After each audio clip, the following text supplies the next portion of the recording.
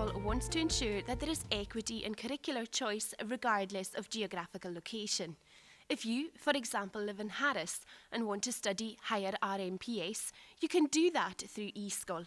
At subject choice time next year, you will have a wider range of subjects to choose from. Through e-Sgoil and the use of VScene, you'll be able to receive expert musical tuition in any location.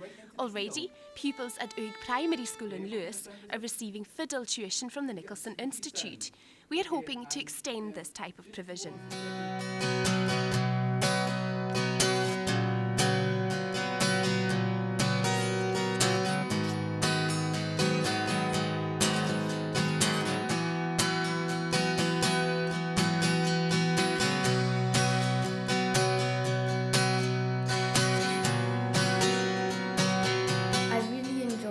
Learning the fiddle with Mr. Johnstone. I think it works really well on VC, and we've learned a lot, and I hope we continue learning.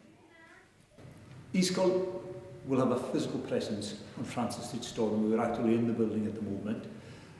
We'll be delivering lessons from e-Sgoil to various schools throughout the Western Isles and indeed throughout Scotland, but the request for support in whatever form it is has to come from the schools. We're not a driver, we're a facilitator at e-Sgoil. Lessons can be delivered online, but there will be a blended learning approach where staff will be going out to visit pupils at various stages throughout the delivery of the courses. We can respond to staff absence or longer term needs as well. e-Sgoil is situated in the Western Isles, but already partnership work has begun with other local authorities across Scotland. Backing from the Scottish Government shows that there is a national need for such a resource. I'm delighted to have announced £550,000 worth of Scottish Government investment in the e-School project here in the Western Isles, which will help to deliver learning by digital communication to the schools throughout the Western Isles.